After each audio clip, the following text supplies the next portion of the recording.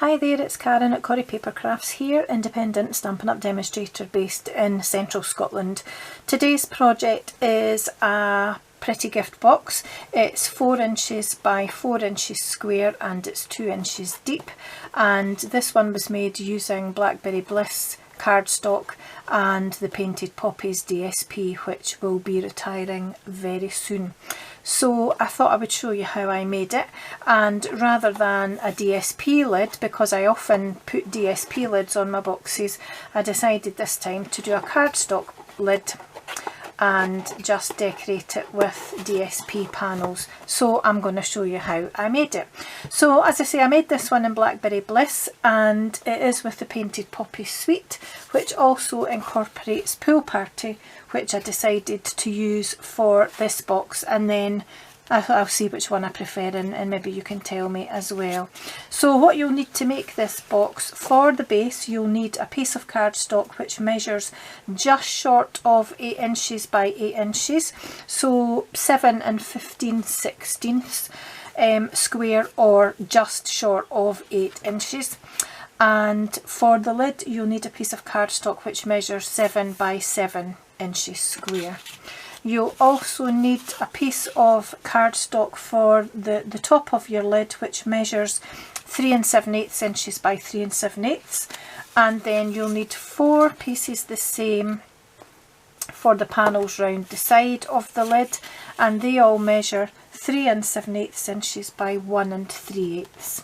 And the swirly design, on the top, I actually used one of the dies from the Painted Labels dies from the Painted Poppies suite, and it's this one here. And the good news is that these dies are actually carrying over into the new annual catalogue, and to go with those, the Painted Poppies stamp set, cling stamp set, is actually carrying over as well, just saying. So I'm going to get on and show you how I made the box, because there's a few bits to do. So I'll put these bits over to the side just now and grab my scoreboard. And for the base, first of all, you're going to score on all 4 sides. It's the same on all 4 sides, so you're going to score at 2 inches on all sides. So 2, 2, and again. So that's the base scored, and then on the piece of card for the lid you're going to score at 1.5 inches on all 4 sides. I'm just checking my measurements. Yep, 1.5. So just the very same on all 4 sides. And that's all the scoring done. So I'll get the scoreboard out of the way and just fold and burnish on all your score lines on both pieces. Really easy square box to make. Doesn't take long at all. So that's that scored, and this.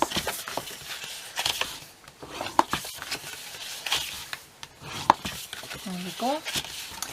And as usual, the way we cut it is into a sort of pinwheel shape, so up, leaving the straight edge on the rectangle, and you're cutting into these corner squares, so you're cutting straight up to that horizontal score line, and then just wedging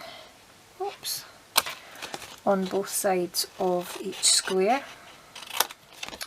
I didn't cut that very well, so let me straighten that up just a little bit to make sure it goes into the corner. Turn it round 90 degrees and the same again.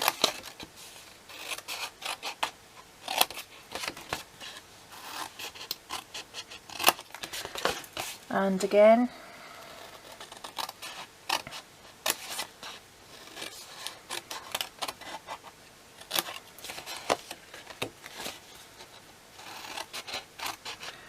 And once more, like so. There's There's no measurements on how much you wedge from the squares, it's entirely up to you. And we're actually going to do exactly the same for the lid. So we're going to do exactly the same pinwheel shape, then turn it over and add our tape onto all these tabs beside the score lines. So to save a bit of time and save you sitting watching me doing all that, I'll be back just in a minute or two having done it on the base and on the lid. So I'll see you very shortly. And I'm back, and that's all my cutting and my tape added to the flaps on the base and the lid. So I'm just going to go ahead and put the base together. So I'm just going to take all the backing off of the tape here. How are you all? Are you all well? And are you staying safe? We're still pretty much in lockdown worldwide at the moment, this being April 2020, and we're in the middle of this pandemic. So I hope you're all well and staying safe. So what we're doing, like usual, is the straight edge on the rectangle up to the folded edge on that side to join the box together, and that's it. So I'm just going to give those corners particularly a press down with my paper folder just to make sure they're stuck right up to that corner, and that's the base of the box made, so I'm going to put that to the side as well, and we'll stick our paper onto the lid. Now I'm going to use snail, and I always go over the edge, so I'm going to use my silicone mat to put the snail on. And snail is also retiring when the new annual catalogue comes out at the beginning of June. It goes live on the 3rd of June, but don't panic because we're actually getting something better apparently to replace the snail, which is excellent. So I'm just going to pop this in the middle, or hopefully in the middle, because I'm not looking at it from straight above. That looks kind of straight to me. That maybe could have been a bit straighter, but never mind. And then these parts here. So yeah, we're getting two new adhesives, one like snail and one like the fast fuse that we used to have as well. So I'm really looking forward to trying those and seeing what they're like. Is that straight? It's straight enough. Lots of good things coming in the new catalogue actually, so I'm really excited for pre-order, because as demonstrators get to pre-order things from the new catalogue. So if you want to get things a month early, then join as a demonstrator. Oops, that's not really straight. So if you're interested, then get in touch if you don't already have a demonstrator that you work with, and I'll happily go over it with you. But otherwise, you're going to have to wait till the beginning of June. And it's not that long till the beginning of May. And those who join Stampin' Up also get to choose new products from the new catalogue as part of their starter kit. So it's a win-win really. £99 to join, you get £130 worth of product for your £99, and you could choose from the pre-order of the new catalogue for the things in your kit. We don't get access to everything, but we get a select few bits and pieces.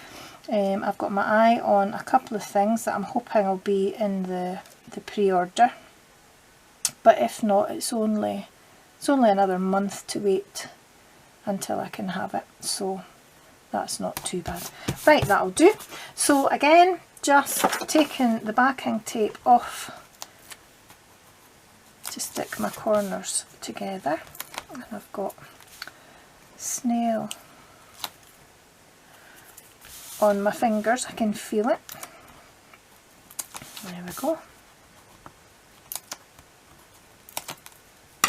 So the retiring list is out and there are a few things going, so if there are things on it that you want, they really will start to sell out now that the retiring list is out, so I would be quick if there's anything particular that you want that's on the retiring list. And I just see a furry corner here, which I did see when I was cutting the tabs, but I knew I would be able to catch it once I put the lid together. So again, I'm just going to give these corners a press down to make sure that those corners are really well stuck together, and the moment of truth is when you come to put your lid on your box. There we are, perfect fit.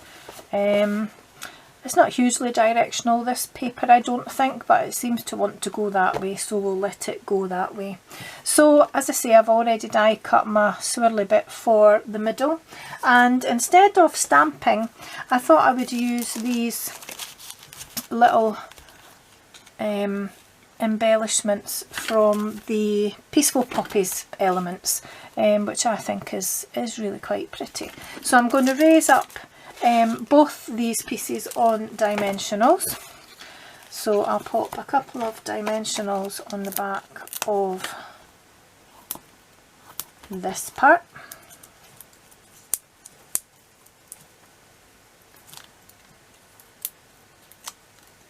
And just pop it round about the middle there.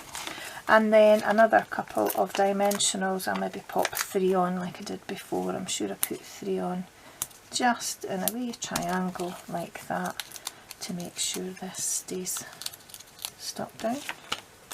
There we are. Oops, stuck to my fingers between that and the snail. And just try and centre that as much as I can. There we are. I think that looks really pretty, and I was worried that the pool party might not show up too well against the paper, but I think that's okay. There's enough red in it to make that stand out a bit. I think white would be too stark, and there isn't any Blackberry Bliss in that paper to be able to use another Blackberry Bliss one. I think that's just too dark, so I like that, and I also like the Blackberry Bliss one, but maybe you could tell me which one you prefer. I like them both actually, but I'm going to use these as gifts for a couple of friends, I think. Fill them with some goodies for when I next see them in person once our lockdown is over, if I don't pop them in the post. But it's not so easy to get to the post office just now, and you know, it's not really classed as an essential journey. So I hope you liked that. Give me a thumbs up if you did, it's always much appreciated, and if you've not already subscribed to my channel, I would love it if you would subscribe. Click on the little bell icon as well to make sure you don't miss any other videos that I post, because you'll get a notification. And until I see you next time, which hopefully won't be too long, stay safe and take care, and bye bye for now.